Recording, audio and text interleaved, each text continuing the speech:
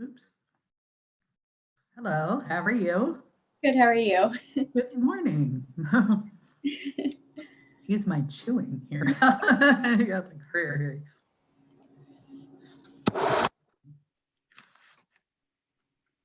I really like this panel. I put it together because I was like, I love the interdisciplinary. Hopefully it works. You never tell anybody you put the panel together until after you hear it so that you're sure it did actually fit, but it sounds very cool. I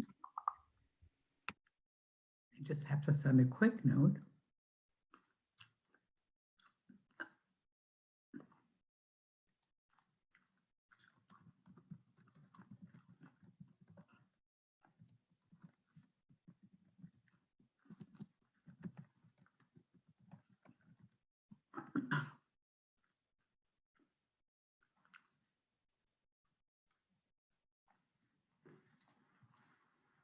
I'm glad I made you laugh at that, Christina. I just took my clock down.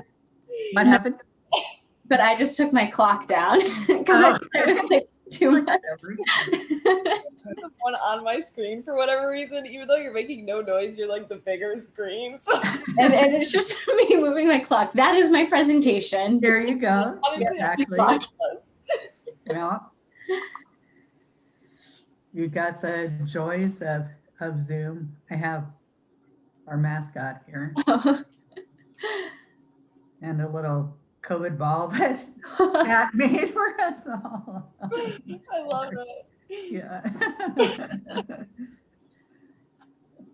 Maybe I should bring it out for today. That's all.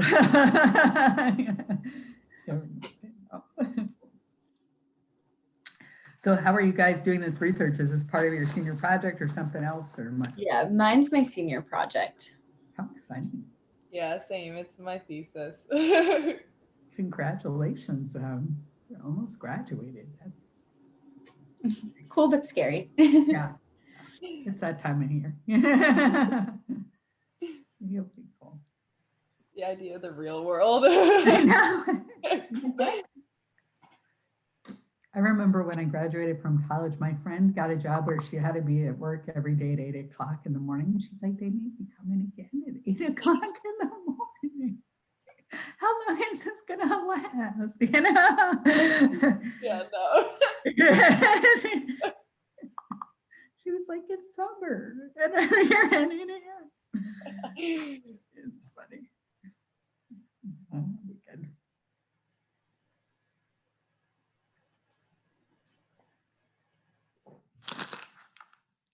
So have you seen any favorite parts of the conference so far? Anything that stood out for you?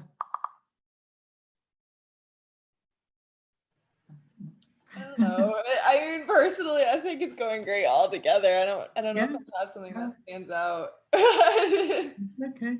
I don't know if that's good or bad, but no, that's fine. Yeah. Yeah. I've been on some really good panels. It's nice. Yeah. Yesterday, I had a track meet because I run for excellent. at Westfield, and I logged in. Like we got there, and I logged in to the Zoom at the meet, so I could watch some of my that's nice, colleagues. like my teammates are like, "What are you doing?" And I'm like, "I'm on a Zoom." That's right. Yeah. Important. You know, that's nice. That's good. Arianne's coming in too.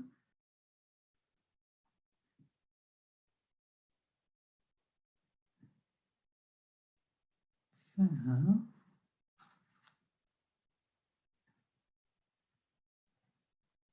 how'd your meet go? It was good. I personally didn't do as well as I wanted to because I was in the 5K, and it got incredibly hot when we raced, like, and the sun was beating down on us. Like everyone in the 5K ran a little bit slower, so I didn't as bad, but I was dying. How hot was it there? It was like in the 80s, and then it's not, like it was really hot, and it was like you guys are like in Massachusetts, right? Yeah. You're like, we're in Massachusetts, no 80s in April. That's nice. Yeah.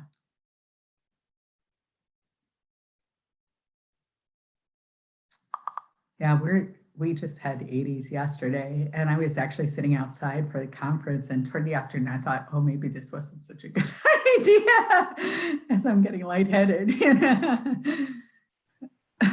I was outside all day doing like this training thing, and my whole side is burnt this morning. When I Oh was like, no. moving left and right, trying to avoid the burns.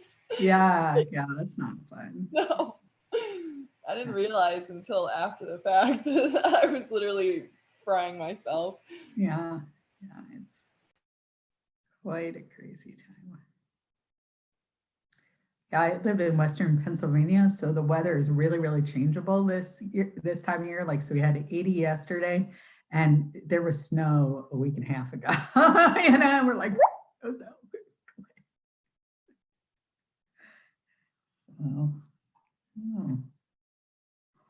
So I think we're all here. We are all here. Excellent. So I'll let you guys vote on how you want to do it. Some people I can keep time on people. And so I either can divide it up that everybody has up to 15 minutes for presentation if you want, but you can do fewer if you want. And I either can go 1, 2, 3, 4, and then have Q&A, or some of the groups have been doing presentation and then Q&A, presentation, Q&A. Is there any way that you like it better?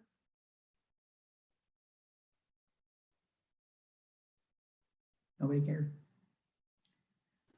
I'm okay with doing whatever. Whichever, sorry, all right. I'll do it. I was keeping track of time so that nobody was too grand hoggy of a time. So what that means is you'll have like 15 minutes for a presentation and then 5 minutes for questions. But if you have, say, a 10-minute presentation, then you have 10 minutes for questions, then it's still like equal, and it kind of keeps the flow going of things. So unless if you want to do this is your last chance to change.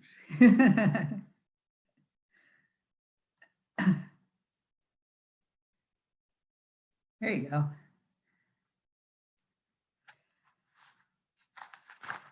Well, here, I'll move away from my window a little bit. Hi, Chris.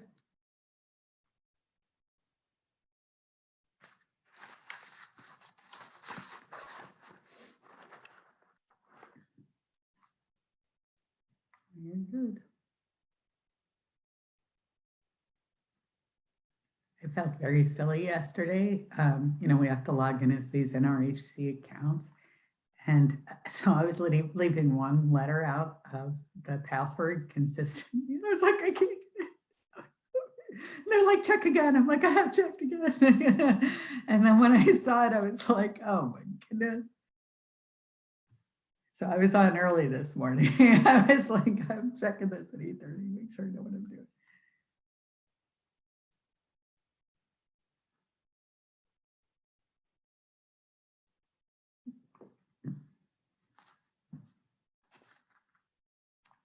All right, so we have all over the place. Where's Salisbury University? It's in the eastern shore of Maryland, like Ocean City, okay. that area. Oh, yeah. Nice. Wow, we really are quite spread out then. We have Massachusetts, New York, Connecticut. I'm also not even in Westfield. I'm living at home, so. Oh, you are I right. don't represent Western Mass today. Oh, all right. There you go. Where are you from then? Douglas. So I'm where Mass, Connecticut, and Rhode Island meet. Oh, okay. Very small town. Yeah. Have you guys all been remote all year then? Yeah. Actually, we're not like fully remote. It kind of depends on your teacher and like classes, but I know like I don't have any on or in person, but my brother has like 3 or 4. So Wow. Yeah, Westfield's not fully remote either. All of my classes have just been remote, so I ended up Wow. Gaten's been pretty much online. I mean, not online, in person, unless if you have COVID or in quarantine. So we've been doing this strange teaching thing. I hope you guys haven't had this experience where there are people that are in the class and there are people that are on Zoom, which is like those poor Zooming people, It's tricky. Some people coming.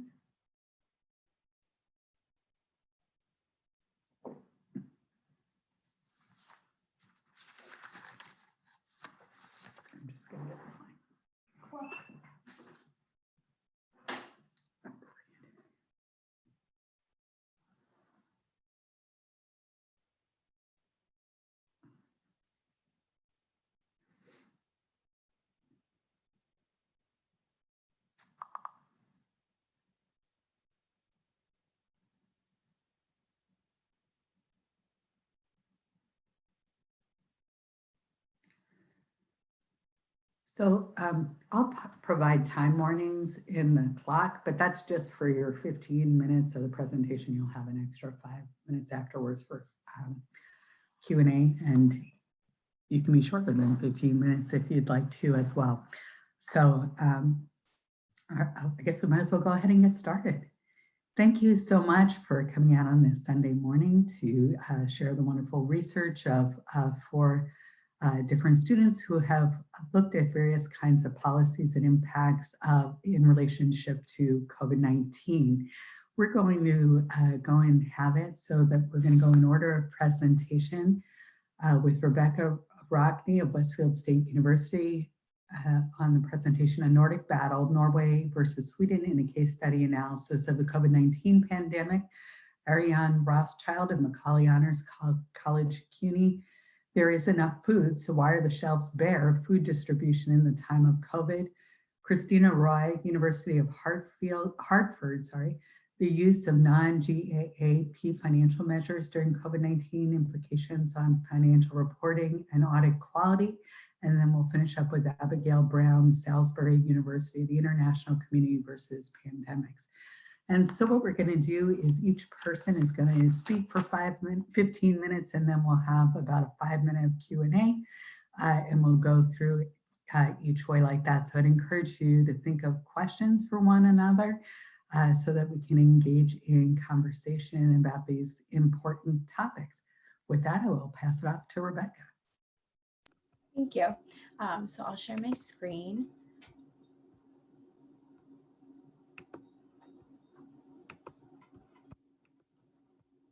Can everyone see and hear me?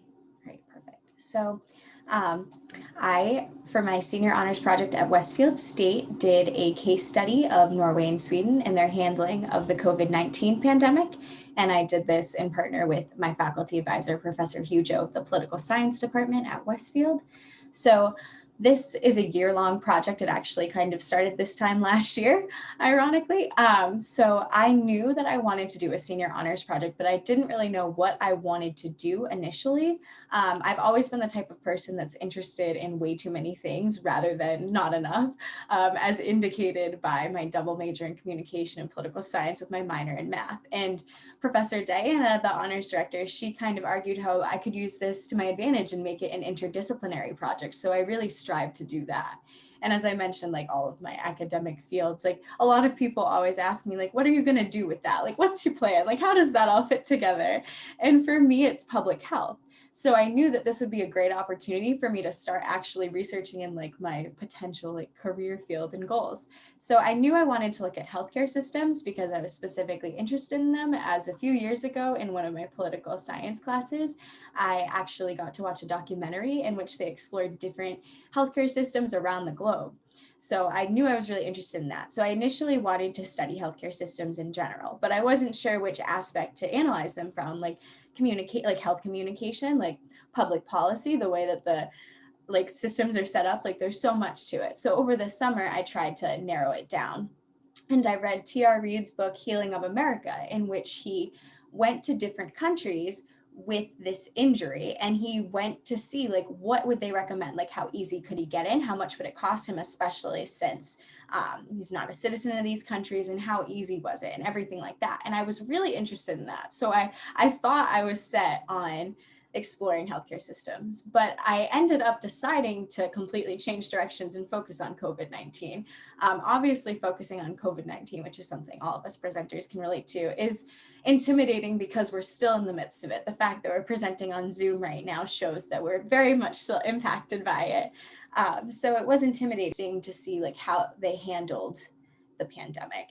I wanted to talk about the US with it in my research, but all of my advisors advised me against that because they're not really comparable. Like Norway and Sweden would fit in more as states in our country rather than like comparing 3 countries together. And it was way too much for an undergraduate level research project.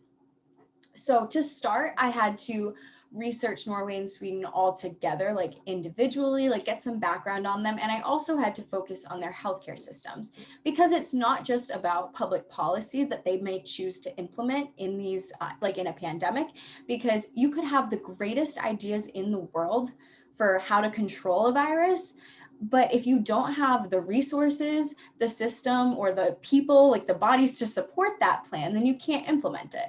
So Norway and Sweden, as I mentioned, they are rather similar. They both follow a Nordic model.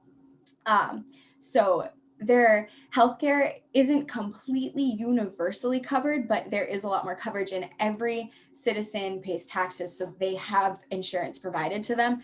Norway specifically was provided by the National Insurance Act. So it's broken up. As you can see, I put this chart to just kind of show how the healthcare system's broken up. I won't get too much into that because it doesn't really pertain to COVID-19 and I only have so much time. But a lot of it is like on the national level, but the municipalities take care of primary care, preventative care, rehabilitation services, social services, and the counties take care of dental care. Going into the pandemic, Norway was rather set. Both countries have high life expectancies and have like high qualities of life. Norway was actually rated like one of the happiest places to live, just a little fun note. But they were set in terms of they had enough doctors and hospital beds and nurses per capita as recommended by the World Health Organization. Sweden, on the other hand, well, similar in terms of setup and coverage, although they're broken down much differently than Norway. And again, I won't get into that too much. They actually went into this pandemic at a disadvantage. So they had a shortage of doctors and nurses and hospital beds going into the pandemic. They were actually below the World Health Organization's minimum recommended amount. So they did have this disadvantage. And I'm sure everyone remembers, even in the US, when we started this pandemic, everyone was freaking out about, and rightfully so, hospital beds, because if you don't have the beds, if you don't have the resources to take care of the sick people, then more people will end up, unfortunately, dying. So that was important to note because Sweden did go in at a disadvantage, even though they do have a very highly, their physicians that they do have are highly rated and their system is effective. They did have a shortage.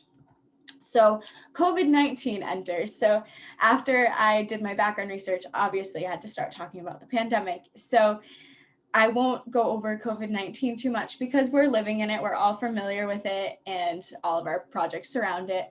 But COVID shows that pandemics don't discriminate. They're not going to come when you're prepared. They will come at the worst possible moment in time, as Sweden shortage. So COVID emerged in China in December 2019, as we know, but Norway and Sweden didn't get their first respective cases until the very end of January, early February. But these cases were more isolated incidents because they were traced back. They were young people who had traveled to China. So it was not spreading within the country. Both countries started having a spread within in March, and they both had their first death in the first week of March as well. So it really started to spread within at the same time for both of these countries. And that's when they really had to start implementing policies, because obviously those first cases were kind of like a warning sign, like a flag, like, oh, we need to do something, but they didn't really start their personal policies yet. So right from the start, they did have different policies though. So Norway all along did take more of a lockdown approach, especially in the first wave. And as I mentioned, there's like COVID's still ongoing. So some policies have changed and stuff like that. So I'm just going to try to highlight like the main points because there's so much to cover. So Norway took a lockdown approach, like I said. Right away with their first step, they shut down their schools, they shut down their border, they didn't want people traveling. They focused on locking people down and isolating, contact tracing. In fact, their contact tracing was so good that it caused privacy concerns and they had to take it down, but it was effective. And they did focus on testing. And at first, so in Norway, people are more spread out. That is an advantage that they have in terms of social distancing, which they did recommend. And they recommended not to see people that do not live with you from the start. But so they did, a lot of people had like cabins in different municipalities. And at first they were allowed to isolate in them, but afterwards they were no longer allowed to leave their own municipality to isolate, even if it was their property, because they didn't want people spreading. So if you compare it to like Boston versus like, so a city versus like a small town in Massachusetts, they didn't want that sort of like exposure. But so Norway did this lockdown and did pretty well. They were under control by the first week of April. So if you look at, they shut down mid-March, we're under control for this first wave by the start of April, you would say that's pretty effective. Sweden, on the other hand, did not take this approach. They aimed for more of a herd mentality. So where Norway had everyone stay home right away, Sweden wanted you to just stay home if you were sick at the start. And they, like I said, they aimed to achieve a herd mentality. They were not testing. They were advising not to test. They were only testing certain healthcare officials at first, and it really took a while for them to start fully testing. So when I talk about some numbers, you could argue that the numbers might have been higher because they weren't testing. So that was like a main thing. So Norway took it, I wouldn't say that Norway took it more seriously, but Norway was hailed as a success story, whereas Sweden is hailed as a disaster by many. But one thing that I found was interesting as an approach for both countries is mask wearing. So they really were not implementing mask wearing like nationwide, either of them, until way after their first waves. So Norway started implementing it like for everyone in August. In Sweden, they didn't start like having everyone in the country wear them until December, which is really ironic and kind of concerning when you think about everything we know about masks and how seriously we've had to take them here. So I thought that that was worth noting for both countries. So I found this chart from June 2020. And if you look at in the white, so that's Norway's death rate. And then in the red is Sweden. So looking at that alone, you can see that it's much higher. So I pulled a more recent figure. So obviously a lot of what I've talked about so far was in the first wave, like their strategies. But as of March 14th, 2021, Norway had 78,040 total cases and 639 deaths, with that being a mortality rate of 0.81%. And Sweden had not a death rate. Sweden had 712,527 cases and 13,416 deaths for a mortality rate of 1.8%. So looking at that data alone, we can conclude that Norway did a better job. The lockdown did work because the main goal in these crises is to save lives and prevent infection. And on paper, Norway did that. But it's not, like I said before, it's not just about that. That is a very key component, but that's not the only takeaway here because Sweden did come in at a disadvantage. We can learn that a lockdown is much more effective, clearly, based on the numbers, and taking it seriously like that from the start is very important, but also making sure that your healthcare system itself is healthy and ready to take on a pandemic because you never know when it's going to strike. That's very important. So making sure that the healthcare system is prepared at any point in time is key because this wasn't the first pandemic and it won't be the last. And we're not even out of it. We're still learning, but really any information on how to save lives and prevent infection is key, especially when you're dealing with a pandemic that's deadly. Yeah. And I would just like to give a little shout out and thank you to a lot of people who have helped me with my project. So as I mentioned before, my professor, Hugo, he was my faculty advisor. And ironically, he was the professor that showed me the documentary like my freshman, sophomore year that got me interested. Little did we know that I'd end up here because of him, working with him. My second reader, Professor Shirley Aqua. So these are my committee members, ironically. Professor Shirley Aqua was one of my communication professors who specializes in health communication. So she helped me figure out how I can integrate that discipline into my project. My honors reader, Professor Erica Morin, another member of my committee, and then Professor Diana, who is the honors director and who has helped me since the start of my college career at Westfield State through this project. So I just wanted to say a little thank you, and that's it. So I'll stop sharing. Thank you, Rebecca. We have 3 or 4 minutes for questions.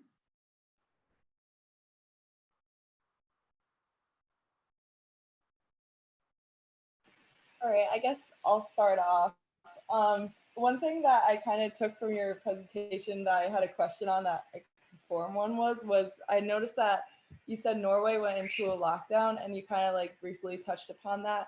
And I was actually in the UK when all of this kind of hit the fan, and they went into a lockdown as well. And I know that when they went into the lockdown, it was very similar. They closed everything, but they did enforce it in the sense that like if you were caught on the street by police enforcement or whatever, you'd actually get a fine.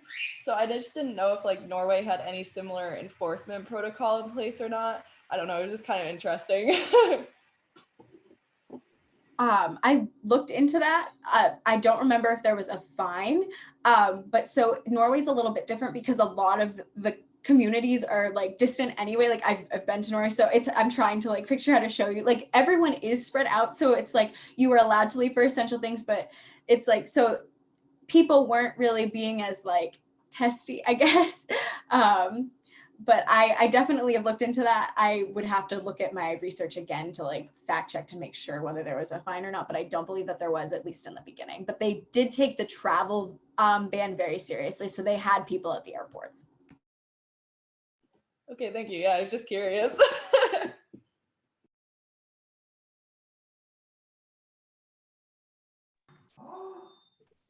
Go ahead, Sydney. I was going to ask you quickly, Becca, nice job on your presentation. Do you know from did you come across in your research whether the debates over how, to lock down or not were as politicized? Was there as much sort of protest surrounding national policies as we've experienced here? Do you know? It was nothing like here. That's why I found the mask wearing thing interesting, because here it's much more of, it's become like politicized, but there that wasn't really the case. They were more focusing on social distancing. Like the culture in both Norway and Sweden are very different than here. They're not as divided at all. So it was more like focused on public health rather than like politics.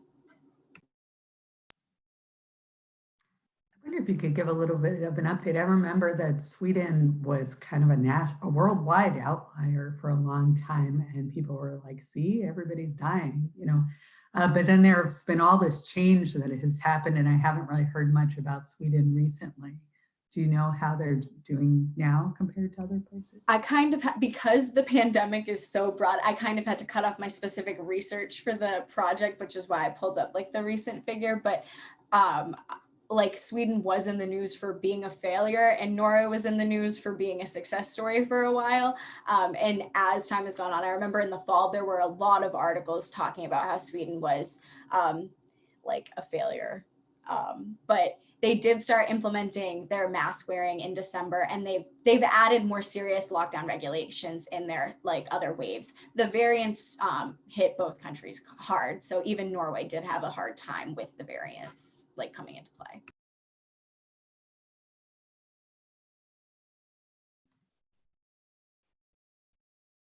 Okay, thank you so much, Rebecca. Very interesting. Let's move on to Arianne. I'm sorry if I said your name wrong. No, Arianne is correct. Arianne. I'm going to share my screen. Okay, can everyone see and hear me? Excellent. I'm just going to hit present. Okay. Hi, everyone. Thank you, everyone, for coming out on Sunday morning, especially Professor Reese, Professor McBride, and all of my classmates that are here. So nice to see you. My name is Arianne Rothschild. I am a senior at Macaulay Honors College, part of CUNY. My home campus is Hunter College, and there I'm majoring in accounting.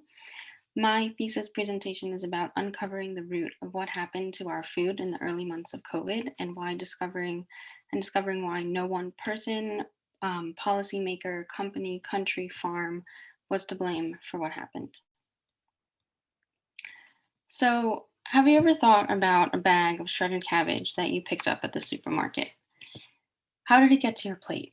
Believe it or not, cabbage doesn't grow shredded. It grows in a head like you see here. And actually all these outer, I don't know if you can see my mouse, but all these outer leaves are not what we eat. They're thicker leaves to protect the plant. And then many people actually, need to take the cabbage apart and put it into that shredded form.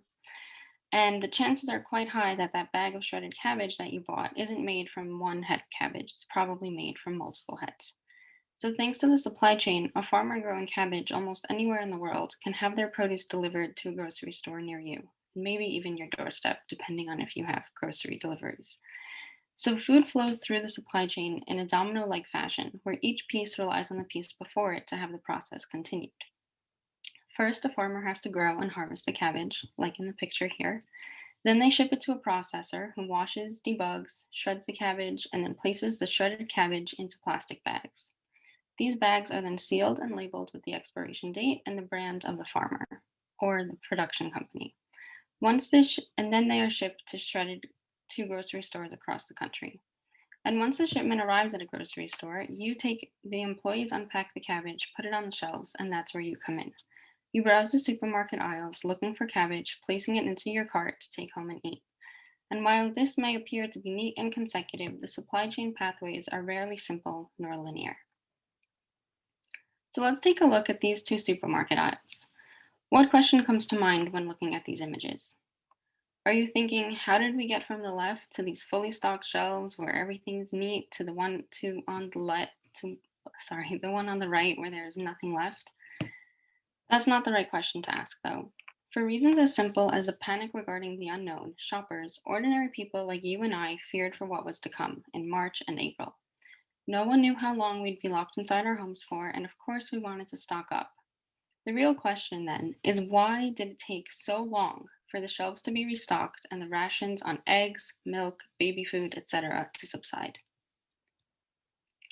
Let's take a moment to look at the logos on this slide. How many of them do you recognize? How many do you not? Would you say that the ones that you are familiar with are ones of supermarkets and brands and companies that you see on food packages in supermarkets and that of the supermarkets themselves? While other logos are for the companies that grow, transport, process, and distribute our food. My point here is that there is so much behind the scenes work that happens in getting our food from farm to shelf, and is demonstrated by the ratios of the types of logos presented on the slide, which you may or may not recognize less than you do. We really only know a tiny fraction of it. The path from farm to your table is illustrated very nicely in this infographic, which explains each part of the supply chain. We begin with raw materials, such as the cabbage head, liquid milk, a potato. Farmers sell their harvested crop to suppliers, and they have contracts with manufacturers such as Nestle and PepsiCo. Manufacturers then turn raw items such as the cabbage head into a coleslaw prepared bagged salad, milk into yogurt or ice cream, and potatoes into frozen fries. These shelf-ready items are then distributed to distribution centers, and from there make their way to local supermarkets and then to you. This chain has become so well perfected over the years, it's called a just-in-time food delivery services. And even with an enormous amount of food moving through the system constantly, the different parts of the supply chain each maintain several months' worth of safety stock to cope with fluctuations in supply and demand. This picture is of a food distribution center in Selma, Texas.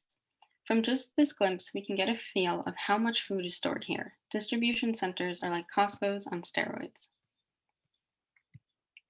These pictures are pictures that I took of empty supermarket aisles in a Queens Trader Joe's, and of a woman's full shopping cart and stroller, that's hers too, in Arianne's Casino Farms in Flushing, Queens. I was propelled to have my senior thesis project on this topic because I was shocked at what I saw around me. Never before had I stood on a 2.5-hour line to get into a grocery store, and then upon entering, found the shelves practically bare.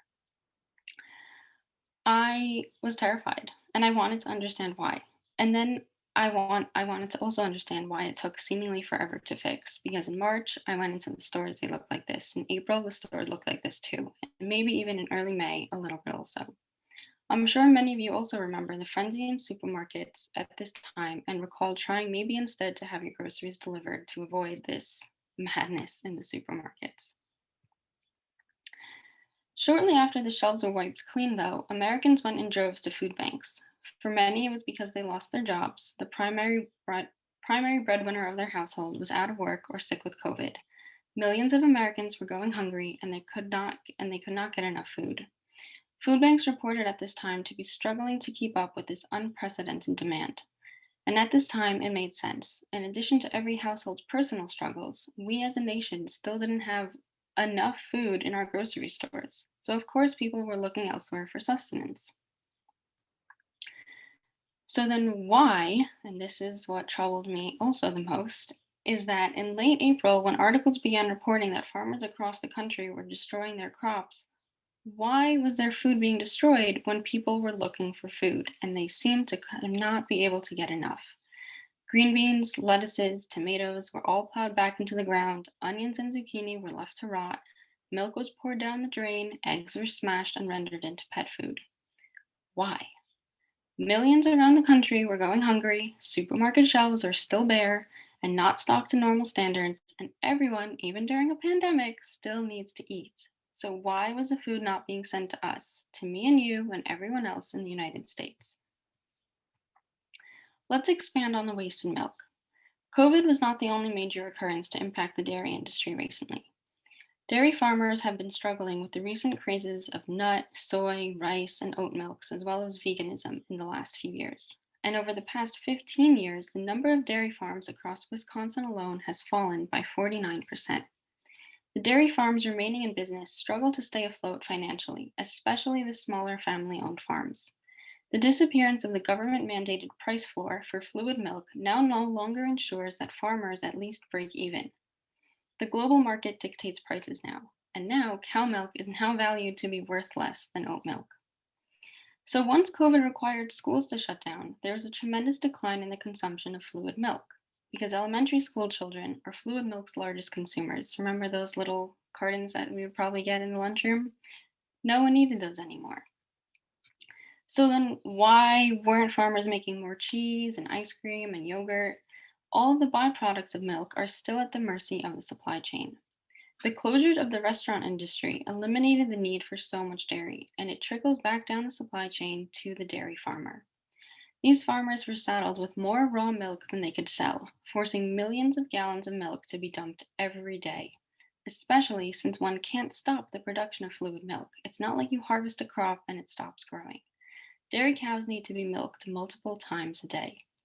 And even if farmers tried, and some did, to have their milk sent out to be pasteurized and sold to supermarkets just like that, there weren't enough quarter, half-gallon, and gallon jugs available to stock a supermarket. No one's buying a huge truckload of milk. We just don't pick that up in a supermarket. And while some farmers have even lobbied pizza chains to put more cheese on every slice in efforts to reduce waste, this went to no avail. In order to explain the incredible amount of food waste across all sectors of farming, though, it boils down to two reasons, both of which because of the structure of the food supply chain. So let's revisit this infographic. To get from one stage to the next, food needs to be transported by truck drivers. Food manufacturers then work in cramped spaces to process food as quickly as possible on assembly lines. Food distributors also work closely together to organize and allocate food to its penultimate destination. All of these jobs are done by real people who are also at high risk for contracting and spreading COVID-19. Many of them did not want to go to work as the pandemic raged for fear of their own safety. The hard truth, though, is that they needed their jobs and we needed their contribution. And it took companies some time to figure out how to make workplaces as safe as possible to ensure that their employees showed up and the food kept moving. Also, supermarkets are not the only retailer. Everyone remember restaurants, cafeterias, stadiums, all that stuff? Well, once COVID lockdowns shut down, so did all of those. So with lockdowns in place and the closure of every other food retailer but supermarkets and food delivery, like grocery delivery services, people had no choice but to get their food from supermarkets. The supply chain was not at all prepared for this shift in demand for reasons as simple as packaging. In a supermarket, eggs are sold by the dozen or dozen and a half containers. No one is buying a whole flat crate filled with eggs. We're just not going to pick it up. We may stock up on eggs, but we're not taking a, 12 by 12 single layer container of eggs home. So who is to blame? Who can we blame and point a finger to for the sluggish restocking of shelves, the rations that went on for too long, and the wasted food? As people, we tend to point fingers. We like a good scapegoat. Why is it that no one person or company or farm or industry was blamed for what was going on with our food? Article after article came out about the rises in cases, struggling economies, lines at food banks, and struggles of maintaining our food supply system. Yet not one article pointed a finger. And as demonstrated by this mini timeline below, America had approximately 3 months to prepare for this pandemic. So we could have looked at Italy and China for guidance. Why weren't we better prepared? These quotes are examples of the differing perspectives on the reliability of the food supply chain at the onset of COVID. Lowell Randall says, "What a crisis like the novel coronavirus reveals about the food system rather than its weak points, is actually its flexibility and strength under pressure. However, Jason Lusk says, while we may have the food supply available, which we did, will we have the workers to get it to us? So while Randall exudes confidence in the system, which has been in place for decades, Lusk raises a pressing concern. The workers across every stage in the system are concerned for their safety. The buried truth is that in a few months leading up to the lockdowns in the country, many companies were ramping up production, increasing the amount of flour and pastas they produced. And rather than operating for 5 days a week, they switched to 7, which dramatically increased their output. Even without this, the food supply chain always has approximately 4 months of ready-to-go food in storage across the various sectors of the supply chain. So what happened? Why did we see people stocking up like this, lines that went like crazy, and people terrified? It ultimately boils down to the lack of information we had. No one really could imagine what was to come, how bad it would get, that food still grows and needs to be harvested, and that most of us really weren't eating more than pre-pandemic. We just panicked, we hoarded, we stockpiled, we tried to be prepared. The system did right itself in a matter of months. And sure, we can blame the media or the government or the World Health Organization, it wouldn't accomplish much. So what can we learn from this? How can we fix the system to ensure it doesn't happen again? Which it likely will, because even without a pandemic, just because it happens on smaller scales when there are natural disasters approaching. This question is a work in progress. Lots of scholars, economists, environmental activists have been asking this question. The supply chain must adapt on each level to become more resilient and fair to all those who bring their food to you. From my research, I have gathered that it's not as simple as eating local and less processed foods. While it may be better for our health and that of the planet, it also may not be possible, nor would it be beneficial to all those Americans whose livelihood comes from making, bringing, and stocking up your food. Maybe, though, it starts with awareness and appreciation for every single food we eat, no matter how close to the source or processed it is, because either way, it took a lot of effort to bring it to you. Thank you. That's it. Thank you. Questions? Why don't you just go ahead? I'm terrible at calling on people. But once again, I was mistaking clapping for raising hands. I have a question, Arianne. Thank you for that presentation. I was thinking that if I go back into my pictures from last March and April, I know I took some of similar shelves like that. And you kind of touched on my question towards the end of your presentation, which is that I just read an article yesterday about that was predicting how COVID is going to be a cyclical thing like the flu, for however long. A very depressing article, even with the vaccines. And so I'm wondering, we probably won't have the fear factor in the future because we see that it's going to right itself, in a few months. But I'm just wondering, have you read about anything that's actually changed in the food supply chain that might make the getting back to normal a little quicker if we do have a really big resurgence, like every winter for the next few years, let's say? I haven't read any articles particularly. I mean, I did read something a little while ago that food processing companies will try to increase and maintain the safety and security measures for a while. Like they're not just going to take down the plexiglass and tell everyone it's okay, you don't need to wear your hairnets and your masks anymore and gloves, like that's fine. But otherwise, I would say that there are probably solutions. Maybe there needs to be more freezers and other things, but I haven't actually read anything of people really trying to fix it or coming up with solutions. Well, the safety of the workers, I mean, I feel like that's a pretty big one. We're never going to get people to be buying, a truckload of milk. Right. So that's never going to happen. But the safety of the workers, it seems doable. Yeah, thank you.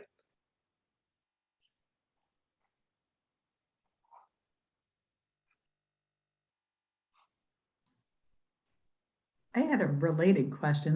When I was listening to this, it was making me think about the ship that got stuck in the Suez Canal, and that some of this is related to globalization and this kind of just-in-time motive. So have you read anything at all that connects this to kind of worldwide issues of supply and demand, or anything further that you wanted to I comment? have. I didn't put it into my presentation because we're so limited with time, but in my paper project, I did touch on how, especially with things like produce, so much produce that we see in our supermarkets is not grown in the US. It's imported from Mexico, from Europe, from everywhere across the world. And while America is still producing things like apples and asparagus and other crops, they're just not as desired as mangoes and avocados, which we can't grow here. And for that reason, American farmers are just, they're suffering because while apples are in season here in the fall and the winter, and we have them because there are still mangoes in our supermarkets, people want to buy the mango. And for that reason, produce farmers across the country are still suffering. And that doesn't even have anything to do with COVID.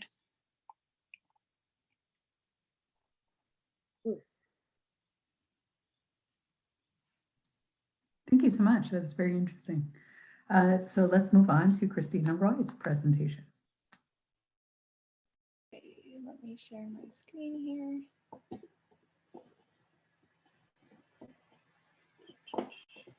Hopefully you are all able to see this. Once it finally loads, there we go. All right. Hello, my name is Christina Roy. I am an accounting major at the University of Hartford's Barney School of Business, graduating class of 2022. For my project, my mentor, Dr. Ting, and I really decided to hone in on how the use of non-GAAP financial measures, especially during COVID-19, is impacting financial reporting and ultimately audit quality.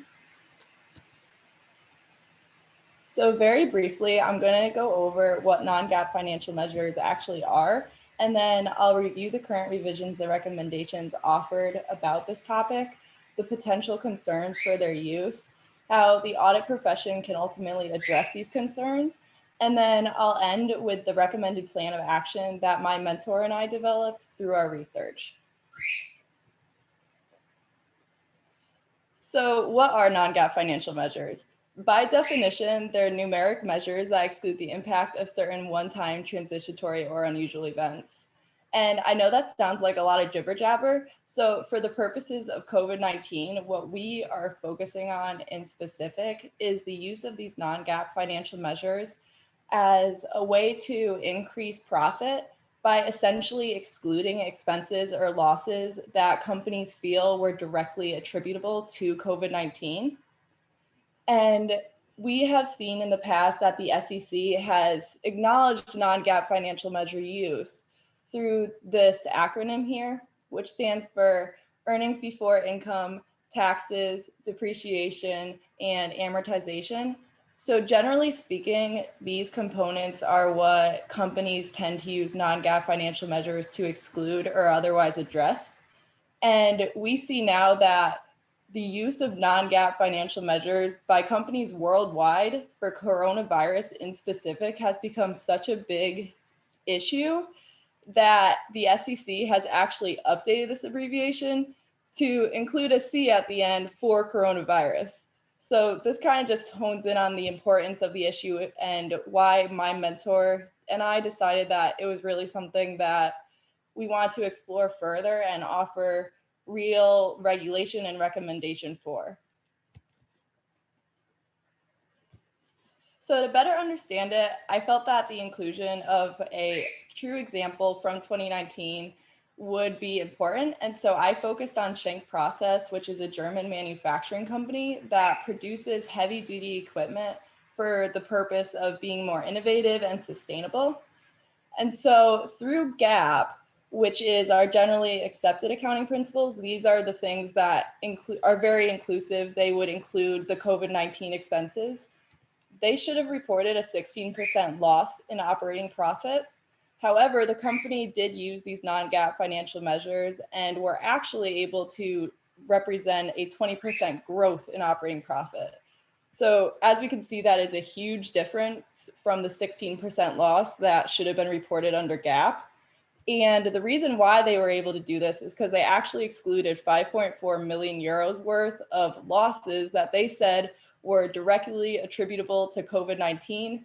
Therefore, it's not a real comparable comparison to their prior years to include those losses in their financial statements.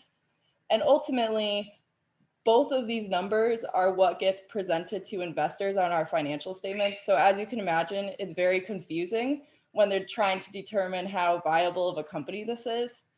And this ultimately led to two questions that my project focuses on. One being, to what extent should we actually be including these COVID-related adjustments? And then the second being, okay, how do we assure their accuracy? And that's something that the audit profession really focuses on. So to begin my research, I looked at what was currently available for non-GAAP procedures as a whole. And because prior to this, they weren't used as thoroughly, there wasn't much offered. However, the SEC does have two regulations in particular that focus on this. The first being Regulation G.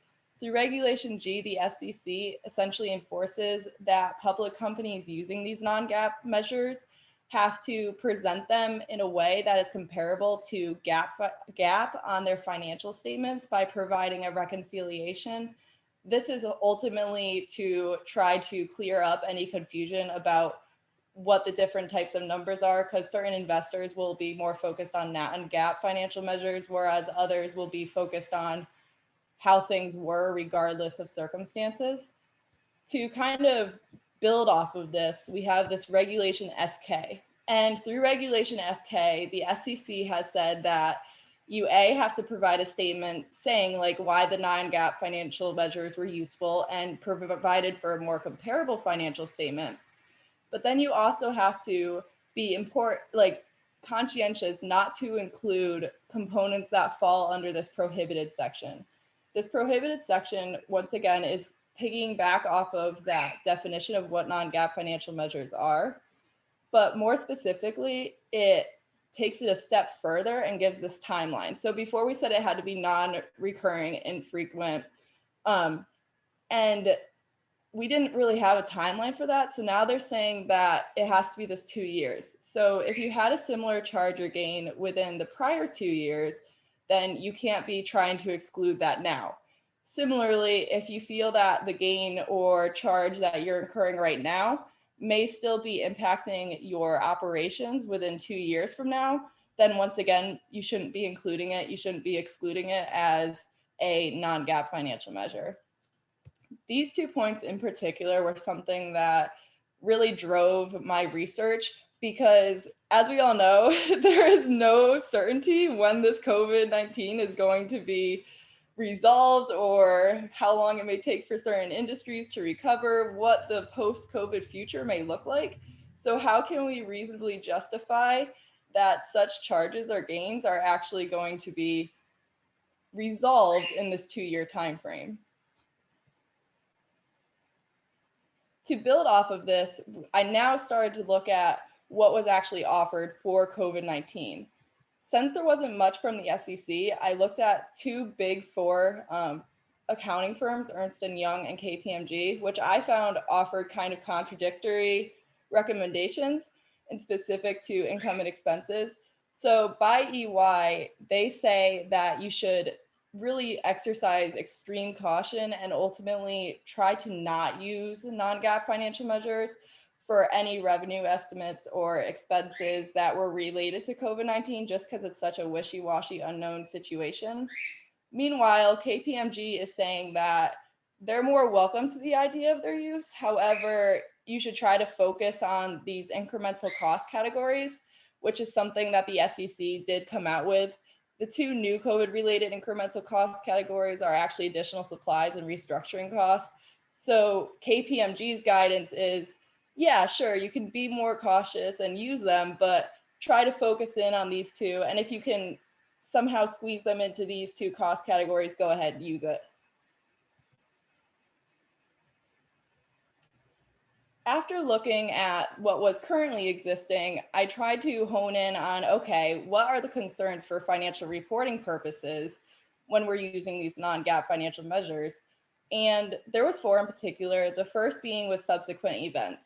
So there's 2 types of subsequent events. The first is those events that happened prior to your balance sheet date, which for many companies is this 12/31 due date.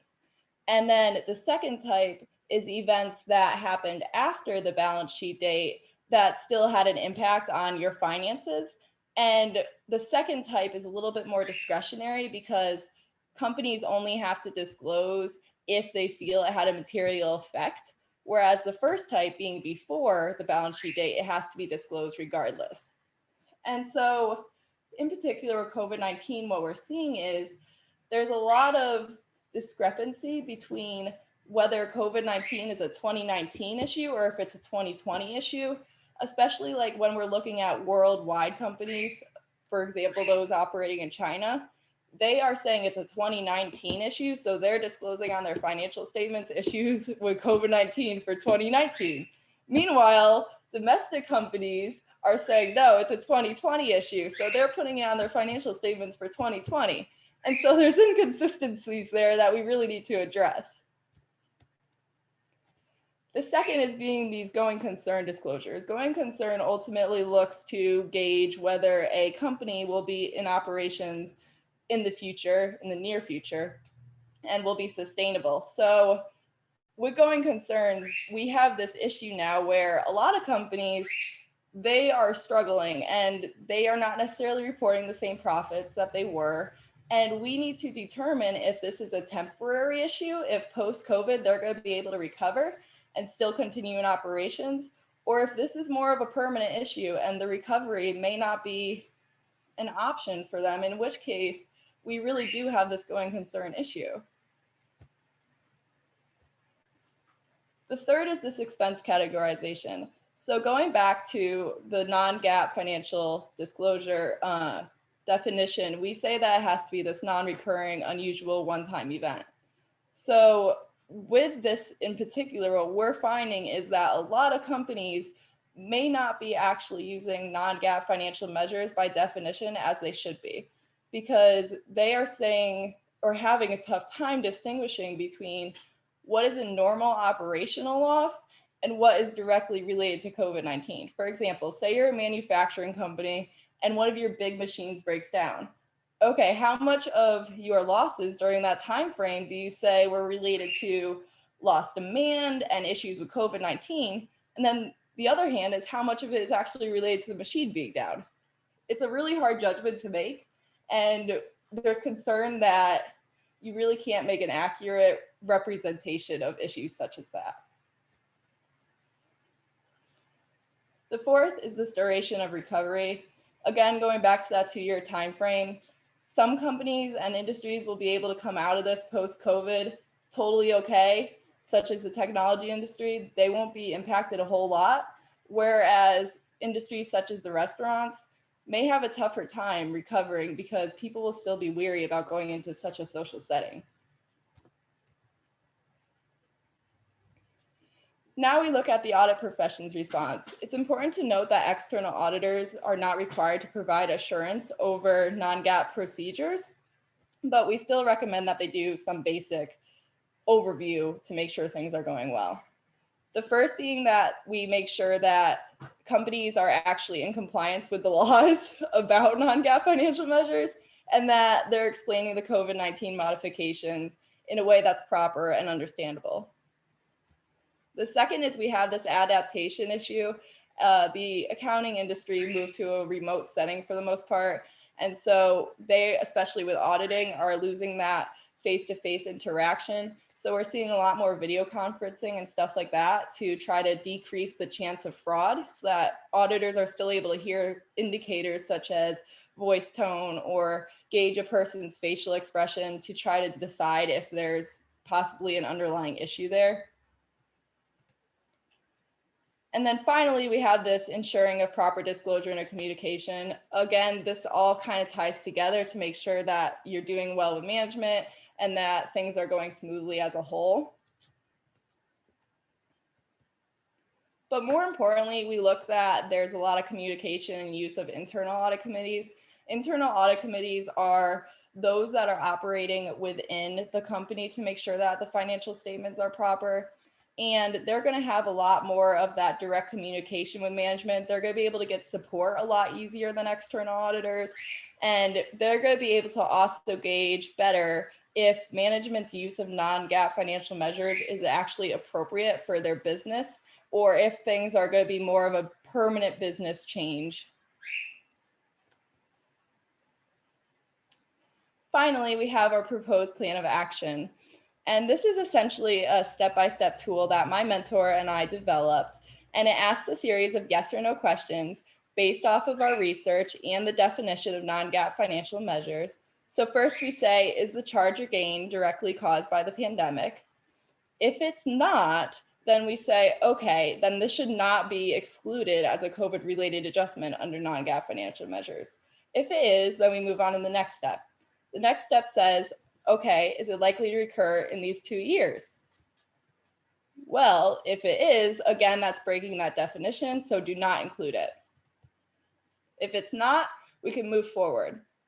We ask the general question, okay, how long will it last? And this kind of branches off into 2 time frames, because obviously you can have an unknown or greater than 2 years and less than. If it's less than, we say there's no issue, it meets that regulation SK, we're okay. If it's unknown or maybe more than, we say you really need to focus on this a little bit further and really reconsider if you're going to use it. And if you are, you have to disclose it. Finally, we say, is it likely to change the company's business model permanently? If it is, then obviously this is no longer an unusual or non-recurring issue, and it's not one time. This is now permanent, and it should not be included as a COVID-related adjustment, because it's no longer just COVID-related. This is now your operations moving forward. If we say, no, this is just temporary, then sure, go ahead, exclude it with the non-GAAP financial measures. Just make sure to have the proper disclosures. And that's my presentation. Thank you all for being here, especially on a Sunday. I also want to send a special thank you to my mentor, Dr. Tang, and the University of Hartford staff, because they've been super supportive throughout this whole process. So thank you.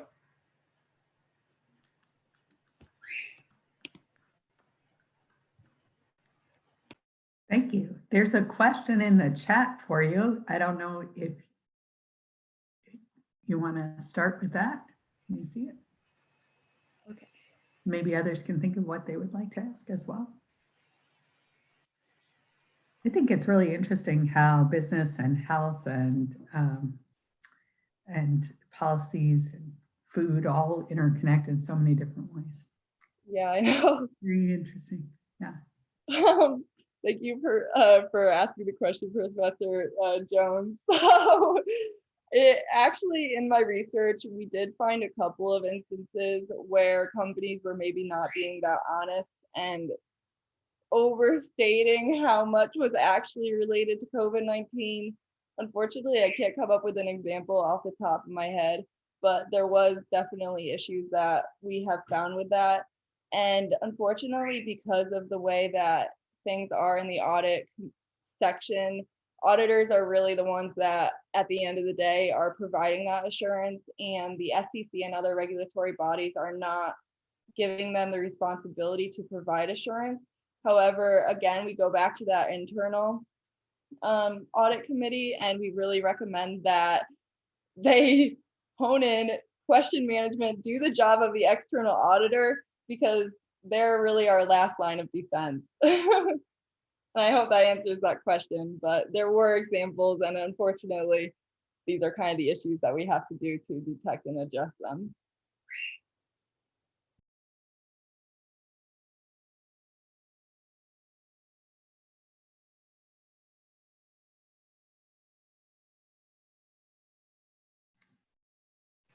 And I guess I could also address, yeah, let's be honest. So for me personally, I found that a huge challenge was that there really wasn't much information available, especially with non-GAAP financial measures, which even without COVID, absent COVID, non-GAAP financial measures do not have much guidance or research behind them. So it was a lot of making your own assumptions and trying to connect different things that may not be seemingly connected at first. And so it was just a long process. But at the same time, I thought it was kind of fun because I felt that we were actually making recommendations that weren't researched, so they will be used and are actually very important.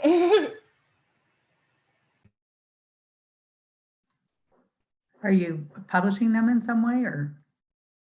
Yeah, that's the goal. We submitted for publication in December and have been having a really tough time getting responses because the journal with COVID-19, a lot of editors are just not doing it. So yeah, we're like still waiting to kind of get back some comments. We have some comments, but nothing really useful at the moment.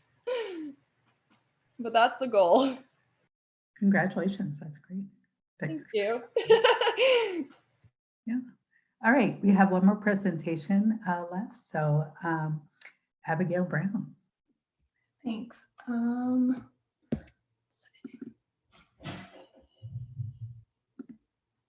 Can you guys all see my presentation? Okay, good. So my name is Abigail Brown. I'm a senior at Salisbury University.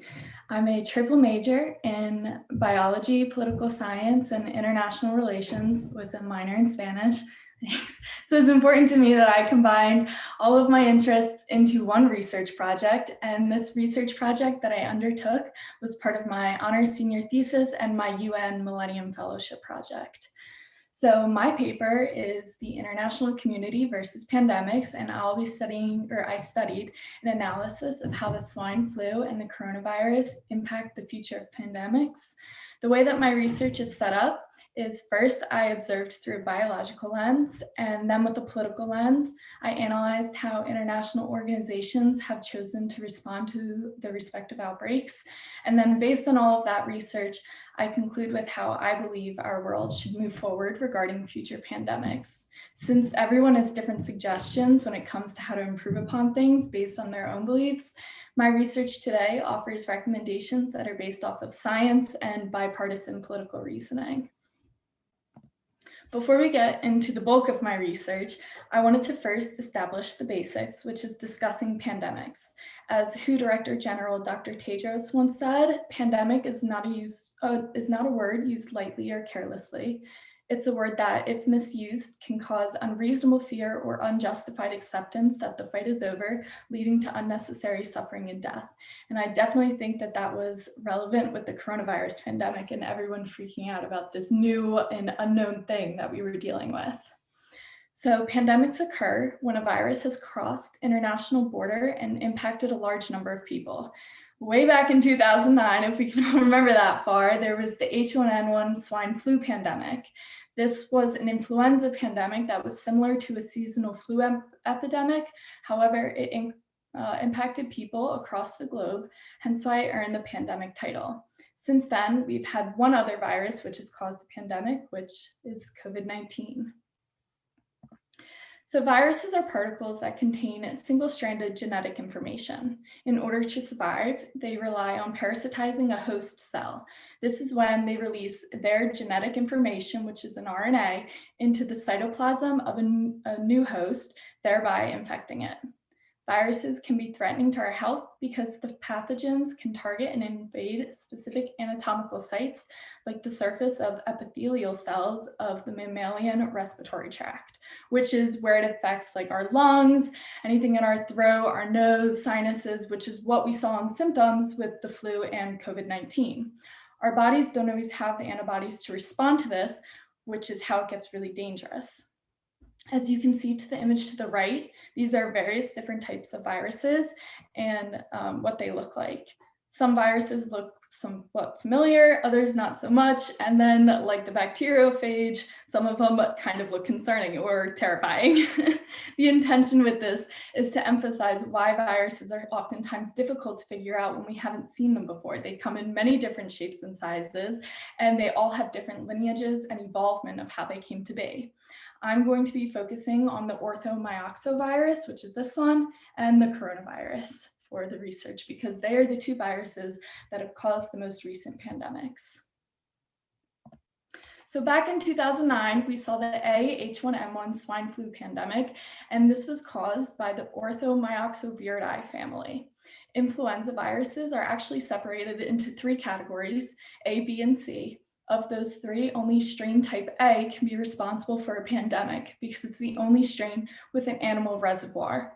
Going further with that, the subtypes of the influenza viruses are determined by the antigenic properties of the subsurface glycoproteins, which are hemagglutinin, which is where the H comes from, or neuraminidase, which is where the N comes from.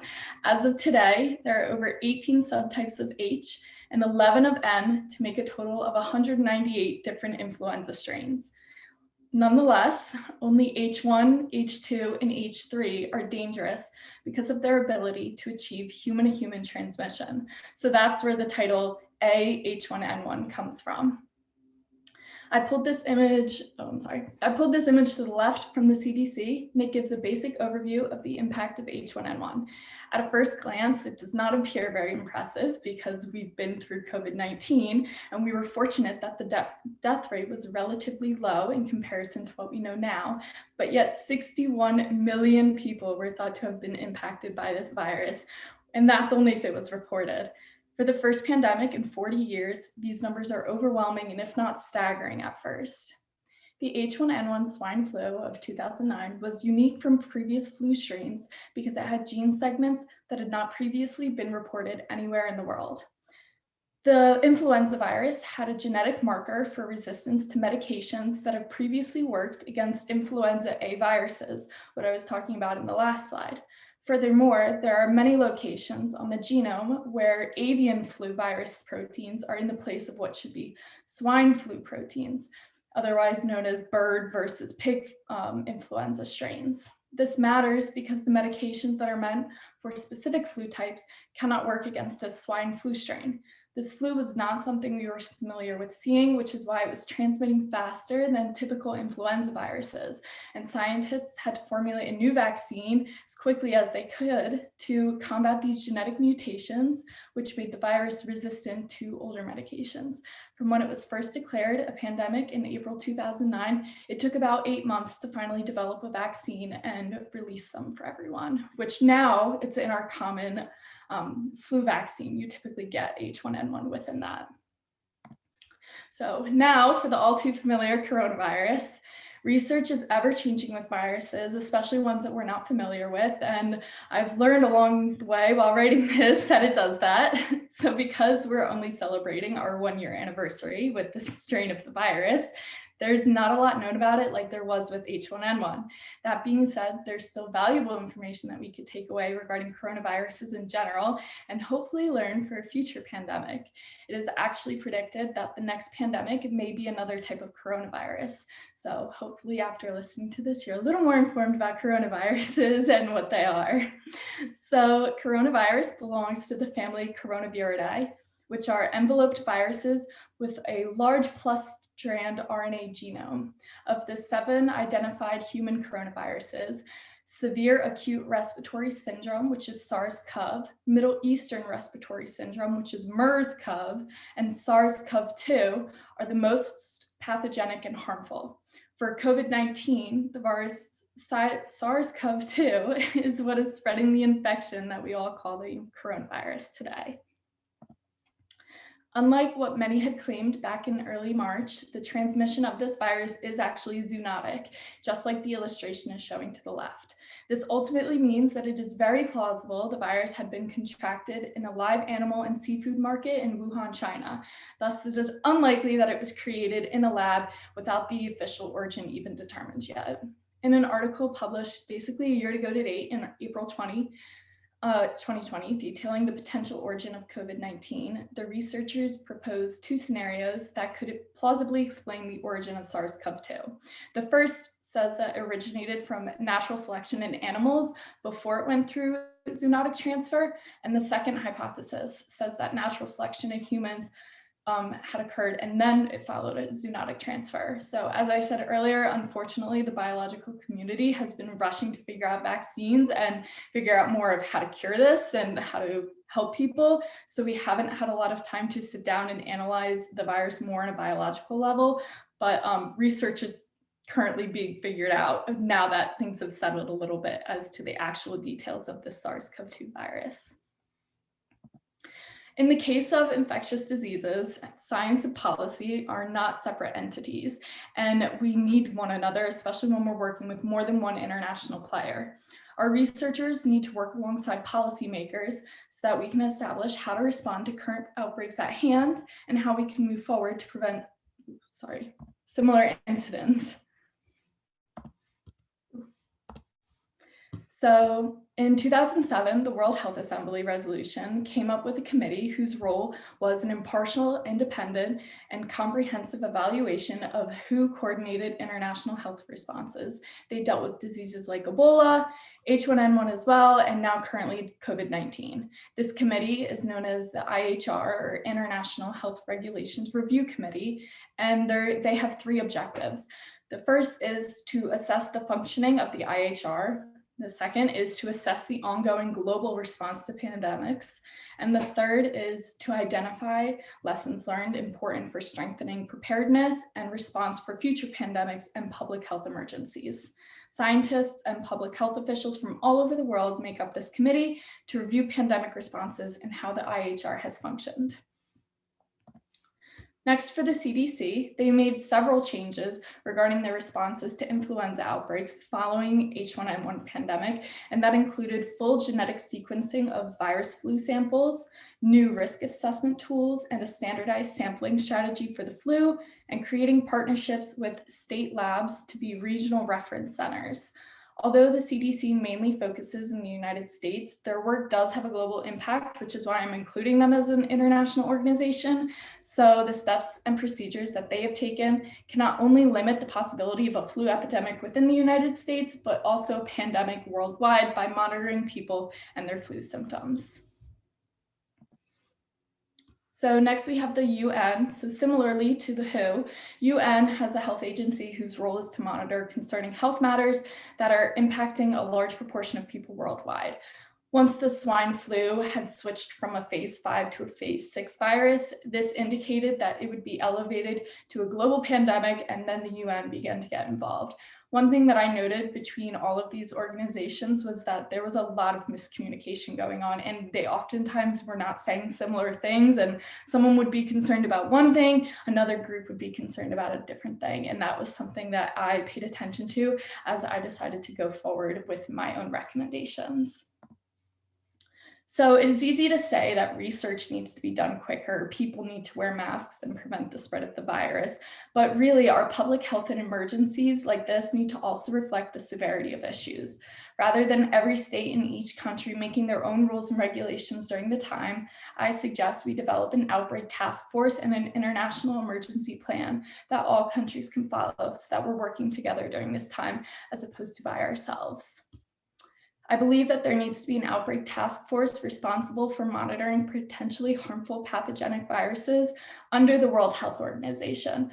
Unfortunately, I personally didn't find that the CDC and the UN always had the money and resources to be as powerful as the WHO, and this way outbreak mapping can be prioritized. This task force will be comprised of people from all over the world who are responsible for watching the development of possible outbreaks and mapping transmission patterns. It sounds very similar to what the WHO had, but instead of just being like only working for the WHO, they're working like all together so that we have one task force as opposed to one for the CDC, one for the UN, one for the WHO, so that we're together and saying the same information as opposed to differently.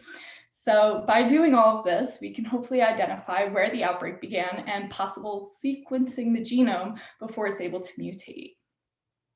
Then I propose an international emergency plan that the global community can put in place when an outbreak is getting more severe and crossing international borders.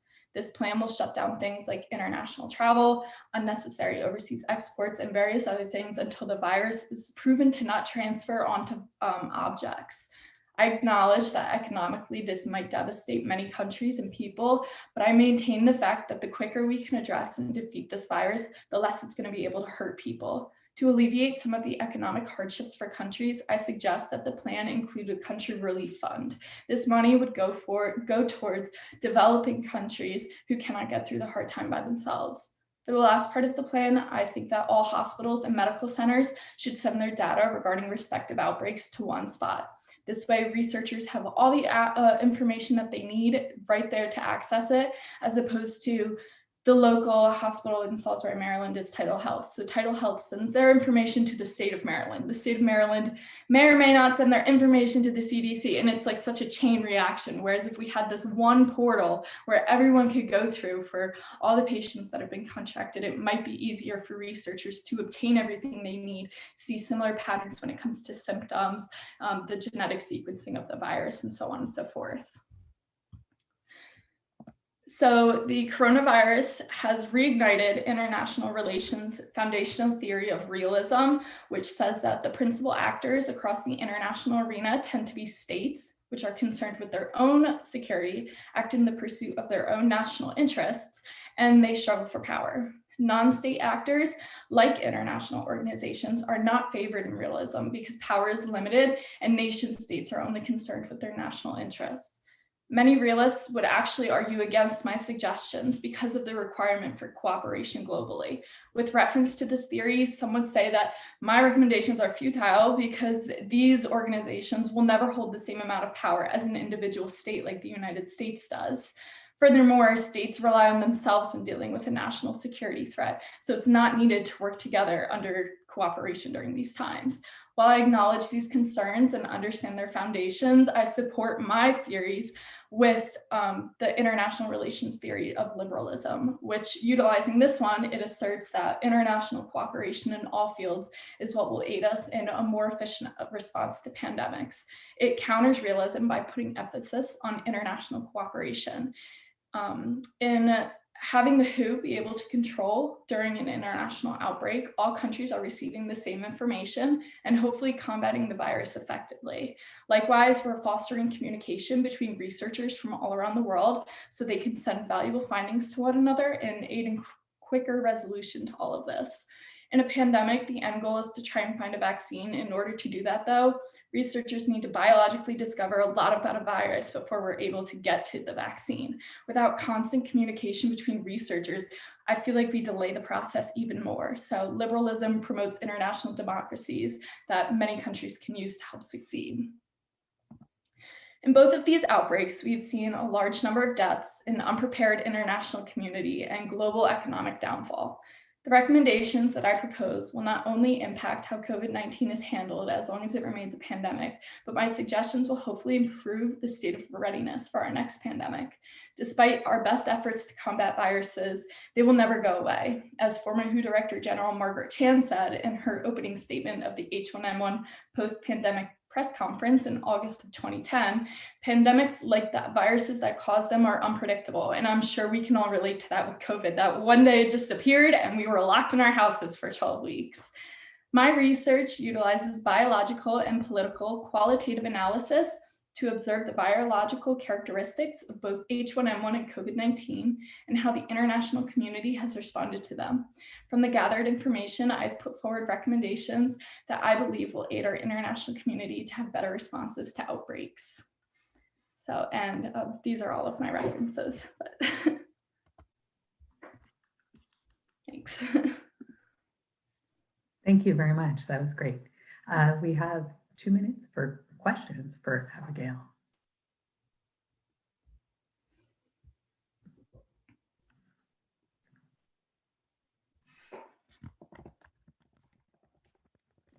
I guess I'll ask her a question.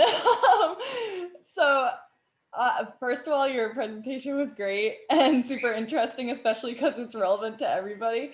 But I guess one of my questions is, I think your recommendations are also very sound, and I just didn't know if you had any way that you were trying to move those forward, as in try to make it so that other people can build off those recommendations through publication or anything like that. I've been thinking about a publication, and part of my work for the UN for this project was that eventually I would find enough connections to be able to gain support for a publication. But I feel like I wanted to wait until the pandemic kind of concluded itself so that I could gather enough information and that it's still valuable as it was back. Like this entire process, I'm sure you guys relate, you like write something, erase it, write something, erase it, like every single month, because it's always changing. So when I wrote this, the vaccine hadn't even come out yet. So even like getting ready for this presentation, I was like updating my sources and fixing everything. So I'll probably wait until everything is finalized and then I'll publish. All right, that makes sense.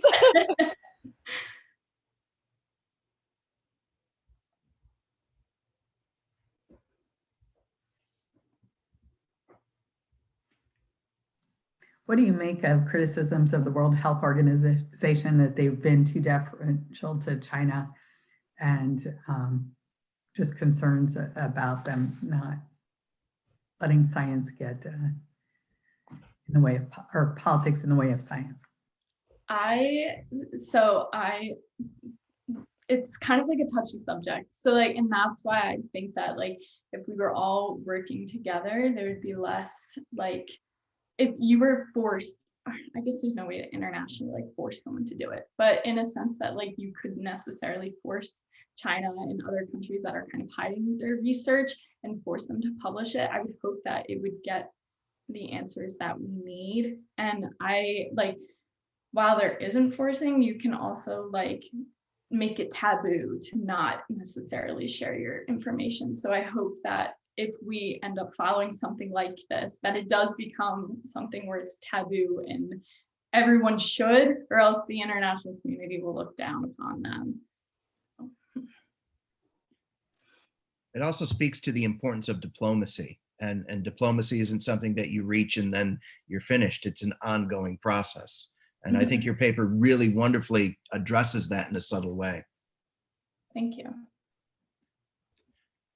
You did a great job, Abigail. And I was just thinking about the, debates now over getting vaccinations out, and the hoarding of vaccines among richer countries like ours, and patents, not sharing patents and recipes and so forth. So anyway, all four of your presentations were great, and they're so timely, and really good job, everyone.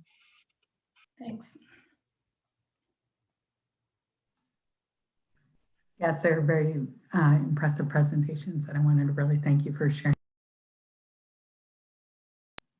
and your interdisciplinary approaches, all of them. So I wanted to thank you all for coming and just highlight a couple of things.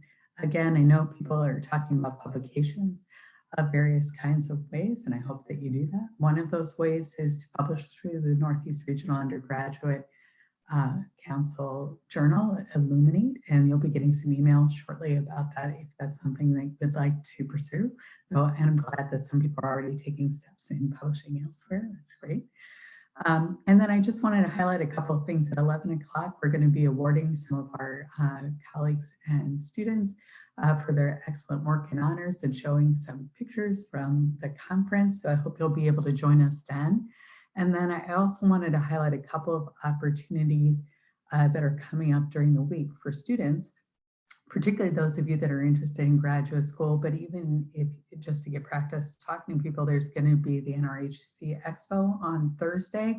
And so that's an opportunity to talk with graduate programs and to talk with various kinds of vendors like Playfair and other places if you would like. So there are prizes that are associated with that. So I encourage people to go to that. And then finally on Friday, students' input is really important into conferences and to the organization. And so there's a student caucus in the afternoon, on Friday afternoon at 2 o'clock, and there's a business meeting for professionals at 1 o'clock. So we really hope that you can be there. So again, thank you so much. I really get inspired hearing these wonderful interdisciplinary, thoughtful presentations that people have worked so hard on. So thanks again. One more round of applause for everybody.